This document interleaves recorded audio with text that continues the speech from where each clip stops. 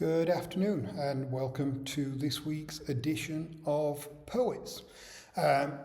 Slightly different this week. I'm in Amsterdam. I've got a wristband and everything as we're at Web3 Amsterdam, talking to people about Web3 and seeing what's going on and watching some really cool conversations.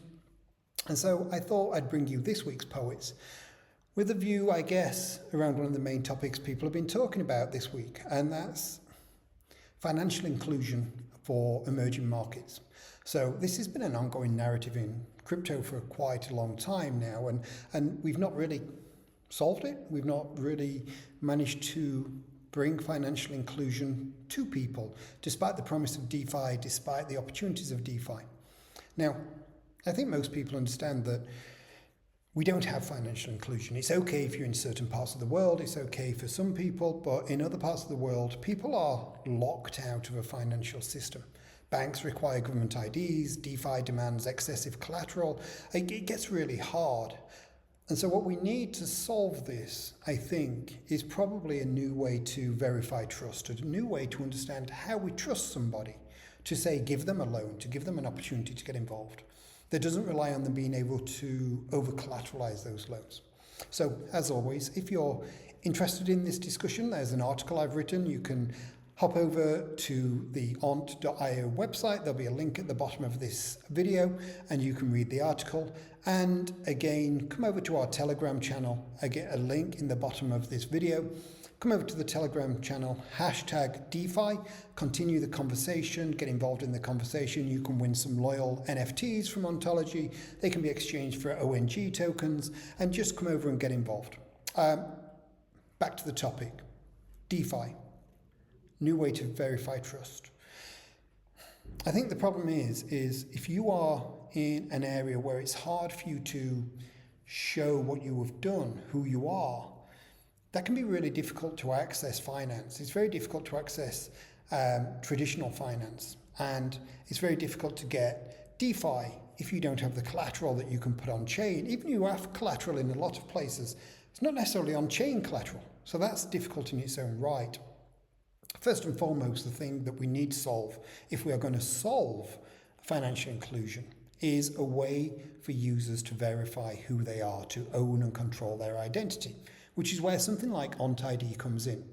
You don't need government issue IDs, you just need a credential that you can verify on chain, enable some kind of private and secure access to those credentials, ideally. And so if you can use zero knowledge proofs, for instance, to show you are who you say you are without giving people access to all of your financial information, that would be brilliant. That would be a step in the right direction. But identity isn't the only problem here.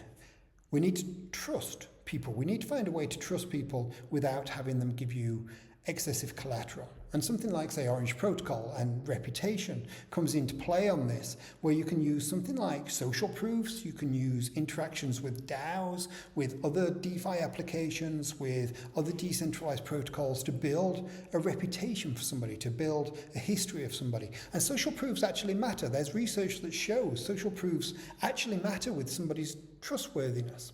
And this allows us to do something around moving away from over-collateralization in DeFi, moving towards a system where if somebody needs a loan to expand their business in the Philippines, they can access $1,000, $5,000, whatever it requires to push that business forward without having to put up ETH or Bitcoin or ONT as a collateralization tool. And I think this is really important if we're going to push financial access forwards.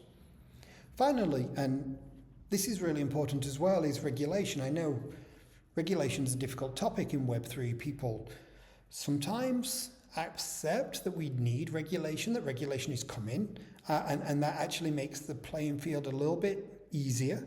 But of course, we don't want to be overly regulated, as maybe we see in Europe at the moment. But here's the thing, DID and reputation systems actually help with regulation. They give institutions and governments a way to understand who they're dealing with, to do KYCs, to do checks on fraud without having to pry into people's every single detail. We get back to ZK proofs here. And so actually, ID and reputation works not only for the end user, but they work for institutions and governments as well, without having to give up all that data that we don't want to give up.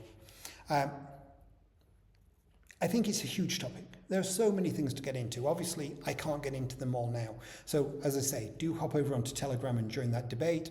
For me, financial inclusion is something that should be an absolute right for people. It shouldn't be something that only a few people get. And it's important that we get this right. I think identity and reputation has got a huge role to play in that. Look forward to speaking to you over on Telegram. Please do read the article as well. Until next week, crack yourself a beer, relax. It's Friday, tomorrow's Saturday. Piss off home early.